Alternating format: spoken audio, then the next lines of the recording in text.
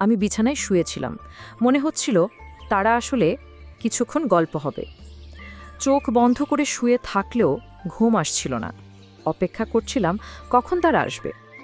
প্রায় 1 ঘন্টা পরে কথা বলতে বলতে তারা ঘরে ঢুকল। খালা মাকে বলল, তুই কি মাঝখানে শুবি? মামিদু হেসে বলল, না, তুই মাঝখানে শুয়ে পড়। কিছুক্ষণ পর মৃদু কণ্ঠে কেউ ডাকল, তুই কি ঘুমিয়ে পড়েছিস? আমি চুপচাপ রইলাম। আর কিছু না বলেই আজকের গল্পটা অনেক বেশি স্পেশাল, তাই কেউ মিস করো না। দয়া করে গল্পগুলো ভালো লাগলে ভিডিওটি লাইক, শেয়ার এবং চ্যানেলটি সাবস্ক্রাইব করো প্লিজ। আমার নাম কুনাল। বেশ কিছুদিন ধরে আমার খালার বাড়ি যাওয়ার সুযোগ হয়নি। খালা মাঝে মাঝে ফোন করতেন, কিন্তু সেই সময় আমি আমার মাস্টার্স ডিগ্রির ফাইনাল পরীক্ষার প্রস্তুতিতে খুব ব্যস্ত ছিলাম। এখন পরীক্ষার ফলও বেরিয়ে গেছে এবং আমি একটা ভালো চাকরির সন্ধানে আছি। তবে খালার সাথে কাটানো মধুর মুহূর্তগুলো এখনও আমার মনে গেঁথে আছে। আমি প্রায় ভাবি খালার সাথে দেখা করার জন্য আবার কখনো যাব, কারণ খালা আমাকে অনেক ভালোবাসে। খালা দেখতে অনেক সুন্দর ছিলেন। তিনি একটু স্বাস্থ্যবান হয় তাকে আরও সুন্দর লাগে। তার হাতে রান্না করা খাবার খেয়ে কিছুদিন কাটানোর ইচ্ছায় আমি ঠিক করলাম যে এবার খালার বাড়িতে গিয়ে কিছুদিন থাকব। খালার সাথে অনেক সময় কাটাবো, অনেক গল্প করব, কারণ অনেক দিন থেকে খালার সাথে দেখা হয় না। অবশেষে আমার ইচ্ছা পূরণ হলো। একদিন আমার খালা ফোন করলেন আর মাকে বললেন, তুমি আর কুনাল 5 দিনের জন্য আমাদের এখানে চলে এসো। তোমার জামাই যে শহরের বাইরে যাচ্ছেন, অনেক দিন থেকে তোমাদের সাথে দেখা হয় না। এই সুযোগে আমরা কয়েকটা দিন মজা করে কাটাতে পারবো। কালকেই চলে এসো, আমি অপেক্ষা করছি। মা ফোন স্পিকারে রেখেছিলেন যাতে আমি কথাগুলো শুনতে পারি। আমার মায়ের নাম লিজা আর খালার নাম তানিয়া। সব কথা শুনে মা বললেন, ঠিক আছে তানিয়া, আমরা কালকেই আসছি। এরপর মা ফোনটা রেখে দিলেন। ফেব্রুয়ারি মাস ছিল, তাই বেশ ঠান্ডা পড়ছিল। মা বললেন, কুনাল, আমরা সকাল 11টার দিকে বেরোবো, যাতে ঠান্ডা একটু কম লাগে। তবে আমরা বাইকেই যাব। আমি মাকে হ্যাঁ বলে দিলাম। এরপর মা বললেন, আমি আমাদের দুজনের কাপড়গুলো গুছিয়ে নিচ্ছি। তারপর মা তার ঘরে চলে গেলেন। আমিও আমার ঘরে গিয়ে বিছানায় শুয়ে পড়লাম। বিছানায় শুয়ে ভাবছিলাম, যদি খালা মাকে সব কিছু বলে দেয় আগের দিনের কথা, তাহলে কি হবে? আর যদি মায়ের সামনে খালা আমার সাথে কোনো কিছু করে, তাহলে পরিস্থিতি কেমন হবে? এইসব ভাবনা ভাবতে ভাবতে কখন যে ঘুমিয়ে পড়লাম বুঝতেই পারলাম না। কারণ খালা আমার বন্ধু মতো ছিল। তিনি আমার সাথে অনেক ফ্রি থাকত। পরের দিন আমি আর মা সকালবেলায় চান নাস্তা সেরে তৈরি হয়ে গেলাম। ঠিক 11টা বাজে আমরা বাইক নিয়ে রওনা হলাম খালার গ্রামের দিকে। গ্রামের রাস্তা 3 ঘন্টার ছিল। আমরা দুজনেই নিজের চিন্তায় মগ্ন ছিলাম। শহরের সীমানা ছাড়ানোর পর কাঁচা রাস্তা শুরু হলো। বাইকের পেছনের সিটটা একটু উঁচু থাকায় মা বারবার আমার সাথে ধাক্কা খাচ্ছিলেন। আমি মাকে বললাম, ভয় পেও না মা, আমাকে শক্ত করে ধরে রাখো। মায়ের বাইকে চড়ার অভ্যাস কম, তাই মা এক হাতে আমার কাঁধ শক্ত করে ধরলেন আর অন্য হাত দিয়ে আমার পায়ের উপর আঁকড়ে ধরে বসে রইলেন। বাইকটা কাঁচা রাস্তায় একটু কাঁপছিল, তাই মা পেছন থেকে আমাকে আঁকড়ে ধরেছিলেন। রাস্তায় প্রচুর গর্ত ছিল, তাই আমি বাইকটা আস্তে চালাচ্ছিলাম। হঠাৎ একবার আমি একটি গর্ত এড়িয়ে চলার চেষ্টা করছিলাম, তখন বাইকের চাকা আরেকটি গর্তে পড়ে গেল। আমরা দুজনেই একটু উঁচুতে লাফ দিলাম। আমরা গাড়ি থেকে পড়ে গেলাম। মায়ের কোমরে আর পায়ে ব্যথা পেয়েছিল। এক মুহূর্তের মধ্যে এত কিছু ঘটল, আমরা বুঝতেই পারলাম না। মা বললেন, কি ভয়ঙ্কর রাস্তাগুলো, মানুষ বাইকে কেমন করে এই রাস্তায় যাতায়াত করে কে জানে। আমি মাকে বললাম, মা, বৃষ্টির কারণে রাস্তার এই অবস্থা, আর একটু এগোলেই ভালো রাস্তা পাবো। মা হেসে বললেন, ভালোই হলো, না হলে আমি ভেবেছিলাম তোর খালার বাড়ি পর্যন্ত এরকমই রাস্তা হবে। মনের মধ্যে কিছু প্রশ্ন ঘটছিল, যেমন মা কি আসলে সব কিছু বুঝেছেন? আর যদি বুঝেও থাকেন, তাহলে তিনি কেন হাত ছাড়লেন না, বরং আরও শক্ত করে ধরলেন? এইসব ভাবতে ভাবতে আমরা গ্রামের কাছে পৌঁছে গেলাম। অবশেষে দুপুর 2টার দিকে আমরা খালার বাড়িতে পৌঁছে গেলাম। 15 মিনিট হয়ে গিয়েছিল। বাইকের শব্দ শুনে খালা উঠোনে হাজির হয়ে গেলেন। আমাদের দেখে তার মুখে খুশির ঝিলিক ফুটল। তিনি তৎক্ষণাৎ মাকে জড়িয়ে ধরলেন। মাও তাকে শক্ত করে আলিঙ্গন করলেন। দুজনে একে অপরের খবরাখবর নিতে ব্যস্ত হয়ে পড়লেন। অনেক দিন পর তাদের দেখা হলো। তারপর মা বাড়ির ভেতরে চলে গেলেন। এরপর খালা আমাকে জড়িয়ে ধরে বললেন, কিরে দুষ্টু, এতদিন হয়ে গেল, আসার নাম নেই। আর হ্যাঁ, তুই এত সাজগোজ করে কেমন করে এলি? এবার তোর মাকে সব বলতেই হবে, আর তোর বিয়ের কথাও বলতে হবে, যাতে তাড়াতাড়ি তোর বিয়ে দেয়া যায়। আমি একটু দূরে সরে গিয়ে বললাম, কি বলছো খালা, এসব কি? খালা হেসে বাড়ির ভেতরে চলে গেলেন, আর আমি ব্যাগ নিয়ে ভেতরে ঢুকে পড়লাম। মার খালা তখন রান্নাঘরে গল্প করছিলেন। আমি ব্যাগ রেখে ফ্রেশ হতে চলে গেলাম। ফ্রেশ হয়ে কাপড় বদলানোর পর বড় ঘরে গিয়ে বসলাম। এদিকে মার খালা ডাইনিং টেবিলে খাবার প্লেট সাজাচ্ছিলেন। হঠাৎ খালা আমাকে ডেকে বললেন, এসো, খেতে বসো। আমি তাদের সাথে বসে খাবার শুরু করলাম। খাওয়ার সময় বিভিন্ন বিষয় নিয়ে কথা হচ্ছিল। সবার সঙ্গে মজা করতে করতে খাওয়া শেষ হলো।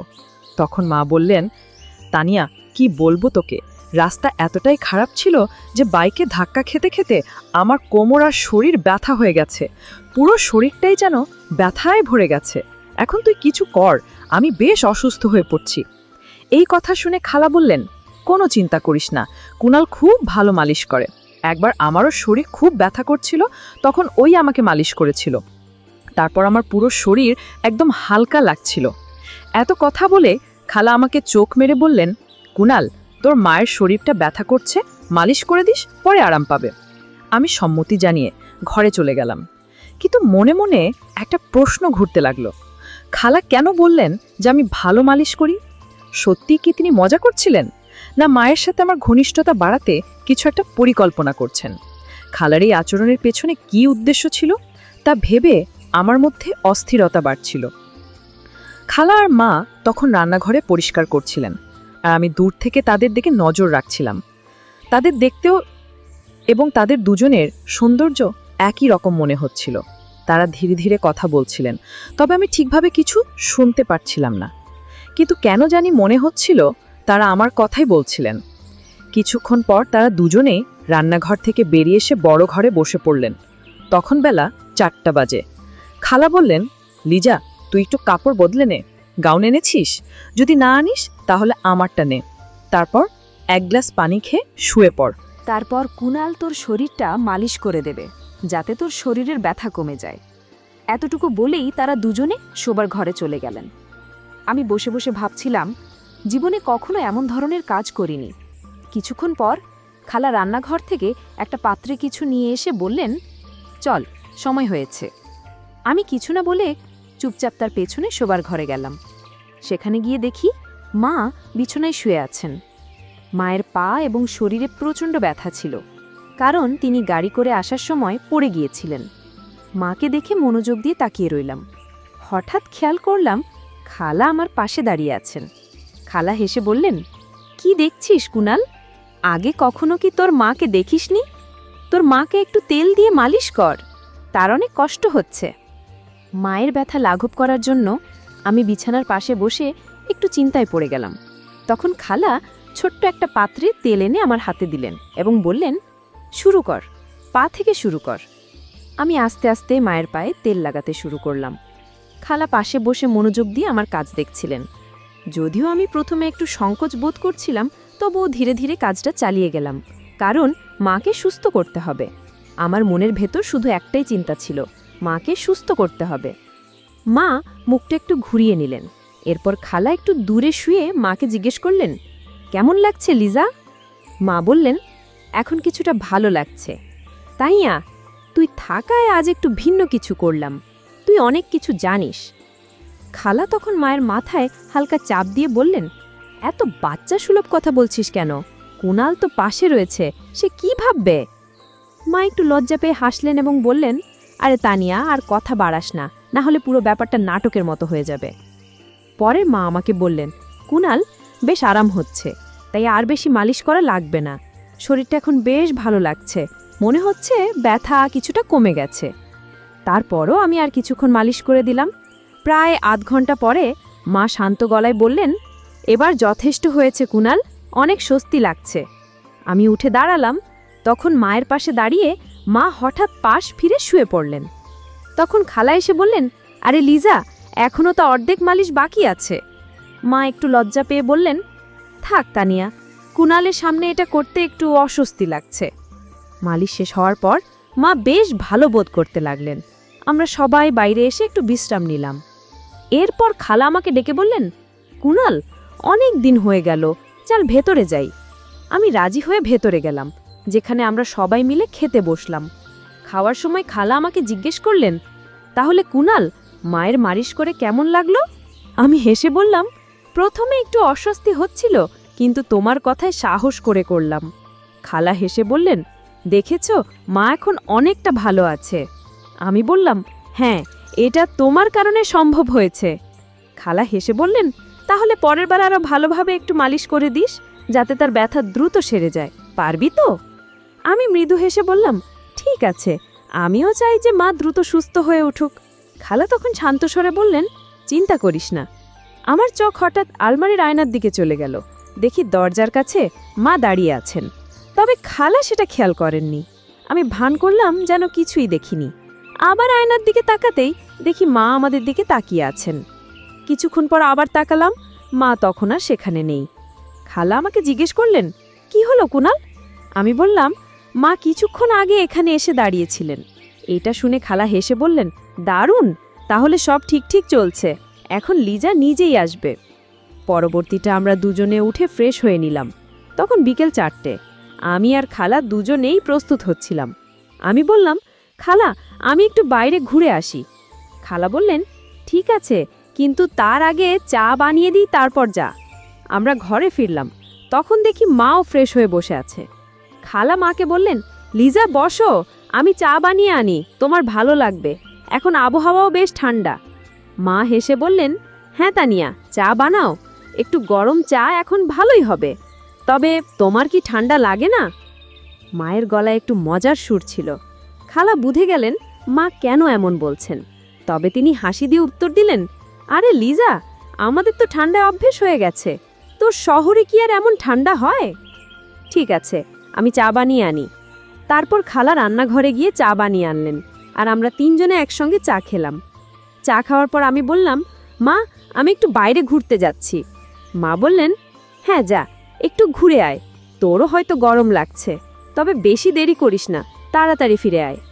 আমি মাথা নেড়ে বাইরে বেরিয়ে গেলাম। হাঁটতে হাঁটতে নদীর ধারে চলে গেলাম। মনটা একদম শান্ত হয়ে গেল। একটা সুন্দর শান্তিপূর্ণ প্রাকৃতিক পরিবেশে বসেছিলাম। ঠান্ডা বাতাস আমার শরীরে লাগছিল, আর আমি নানা বিষয়ে চিন্তা করছিলাম। কিছুদিন আগের ঘটনাগুলো ভাবাচ্ছিল। খালা আর আমি যা কিছু কত শেয়ার করেছি, হয়তো মা কিছু জানে, কিন্তু মা কিছু বলেনি। সব কিছু যেন স্বাভাবিকভাবেই চলছিল। মাথায় একের পর এক প্রশ্ন ঘুরছিল। মা কি সত্যিই কিছু টের পেয়েছে, নাকি সবকিছু ঠিক আছে ভাবছে? এইসব চিন্তা নিয়ে কিছুক্ষণ বসে থাকার পর আমি উঠে দাঁড়ালাম। তখন বাইরে অন্ধকার ঘনিয়ে আসছিল, আর ঠান্ডা বাতাস আরও বাড়ছিল। ধীরে ধীরে বাড়ির পথে রওনা হলাম। বাড়ি পৌঁছতে প্রায় 8টা বেজে গেল। ভেতরে ঢুকে দেখি মা আর খালা রান্নাঘরে রাতের খাবার তৈরি করছেন। আমাকে দেখে মা মিষ্টি গলায় বললেন, আয় কুণাল, আগে গরম পানিতে হাত মুখ ধুয়ে নে, তারপর খেতে বসবি। প্রায় রাত 9টা নাগাদ আমরা সবাই একসঙ্গে খেতে বসলাম। খেতে খেতে আমি বললাম, খালা, এখানে ঠান্ডাটা অনেক বেশি, আমাদের ওখানে এমন ঠান্ডা হয় না। খালা মুচকি হেসে বলল, চিন্তা করিস না, আমার বাড়িতে হিটার আছে, তোকে ঠান্ডা লাগবে না। আমি বললাম, সত্যি? তাহলে ঠিক আছে, আজ একটু আগে ঘুমাবো, বেশ ক্লান্ত লাগছে। খালার কথা শুনে মা মজা করে বলল, তুই এত ছোট, তোর আবার কি ক্লান্তি? খালা হেসে বলল, আরে লিজা, এত পথ পাড়ি দিয়ে এসেছে, তার উপর রাস্তার এমন এমন অবস্থা। মা আর কিছু বলল না। আমরা সবাই মিলে গল্প করতে করতে খাওয়া শেষ করলাম। তারপর মা আর খালা রান্নাঘর পরিষ্কার করতে ব্যস্ত হয়ে পড়ল, আর আমি উঠলাম একটু বাইরে হাঁটতে। কিছুক্ষণ পর আমি শোবার ঘরে গেলাম। ঘরটি আগে থেকেই গোছানো ছিল। বিছানায় একটি বড় কম্বল পাতা ছিল, যা দুজনের জন্যই যথেষ্ট। আমি কাপড় পরিবর্তন করে কম্বলের নিচে ঢুকে শুয়ে পড়লাম, আর দেওয়ালের দিকে মুখ করে চোখ বন্ধ করলাম। জানতাম যে অন্যরা রান্নার কাজ শেষ করে আসবে, তবে তখনও অনেক চিন্তা মাথায় ঘুরছিল। আমি বিছানায় শুয়েছিলাম, মনে হচ্ছিল যে তারা এলে গল্প হবে। যদিও চোখ বন্ধ করে শুয়েছিলাম, ঘুম আসছিল না। তাদের আসার জন্য অপেক্ষা করতে লাগলাম। প্রায় 1 ঘন্টা পরে কথা বলতে বলতে তারা ঘরে ঢুকল। খালা মাকে বলল, তুই কি মাঝখানে শুবি? মা হেসে উত্তর দিল, না, তুই শুইস না মাঝখানে। এই কথোপকথন চলতে থাকলো আর আমি চুপচাপ শুয়ে রইলাম। আমি শুয়ে থাকার ভান করছিলাম ওদের কথোপকথন শুনতে শুনতে। কিছুক্ষণ পর ঘরটা একদম শান্ত হয়ে গেল। আমি আস্তে করে কম্বল সরিয়ে দেখলাম ঘরের আলো নিভিয়ে দেওয়া হয়েছে। মনে একটু স্বস্তি পেলাম, কারণ সবাই ঘুমিয়ে পড়েছে মনে হলো। প্রায় 20 মিনিট এভাবে কেটে গেল, কিন্তু কোনো আওয়াজ শুনতে পাচ্ছিলাম না। আমি একটু সরে গিয়ে অন্যদিকে মুখ করে শুয়ে পড়লাম, কারণ নানা চিন্তা মাথায় ঘুরছিল। ভাবছিলাম, আমার নড়াচড়াটা কেউ লক্ষ্য করল কি? মাকে কিছু বুঝতে পারছেন? সব কি ঠিক আছে? ঠিক তখনই একজন মৃদু কণ্ঠে ডাকল, তুই ঘুমিয়ে পড়েছিস?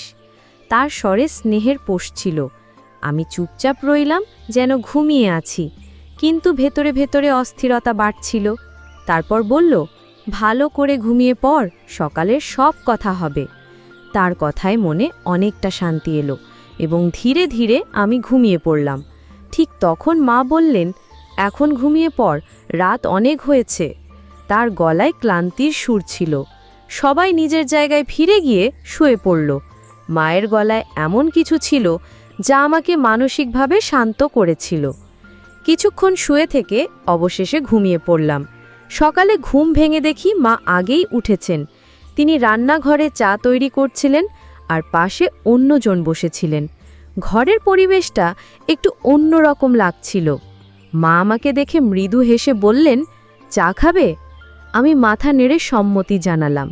তার হাসিতে ছিল অভিজ্ঞতা ও মমতা, যেন তিনি পুরো পরিস্থিতি বুঝে শান্তভাবে সব কিছু সামলে নিচ্ছেন। আমরা বেশ কয়েকদিন খালার বাড়িতে থাকলাম। খালার সাথে আমি আর মা অনেক হাসি ঠাট্টার মধ্যে দিন কাটিয়েছিলাম। অনেক জায়গায় ঘুরতেও গিয়েছিলাম। কিছুক্ষণ পরে মা খালার দিকে তাকিয়ে বললেন, আচ্ছা তানিয়া, আমাদের এখন চলে যাওয়া উচিত, অনেক কাজ বাকি আছে বাড়িতে।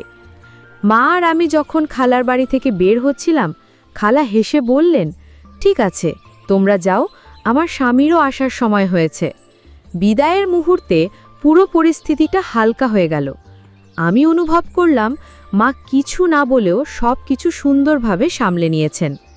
মা আমার দিকে তাকিয়ে শান্তা স্বরে বললেন, কুনাল, জীবনের সব কিছুর একটা সীমা থাকে, আর সঠিক ভুলের পার্থক্য করা গুরুত্বপূর্ণ। তার কথাগুলো আমার মনে গভীরভাবে ছাপ ফেলল। সেই মুহূর্তে আমি সিদ্ধান্ত নিলাম, জীবনের প্রতি আমার দৃষ্টিভঙ্গি পরিবর্তন করব এবং নতুনভাবে জীবন শুরু করব। মায়ের ধৈর্যশীল ও শান্ত আচরণ আমাকে এমন এক শিক্ষা দিল যা অন্যভাবে উপলব্ধি করা সম্ভব ছিল না। খালার বাড়ি থেকে বিদায় নিয়ে আমি মনে মনে প্রতিজ্ঞা করলাম যে আমার চিন্তাভাবনা ও কাজকে সঠিক পথে পরিচালিত করব। মায়ের স্নেহ, তার মনের গভীরতা এবং তার বলিষ্ঠ চিন্তাশক্তি আমাকে জীবনের নতুন দিশা দেখিয়েছে। আমি এখন ভবিষ্যতের দিকে আরও আত্মবিশ্বাস ও আশার সঙ্গে এগিয়ে যেতে প্রস্তুত।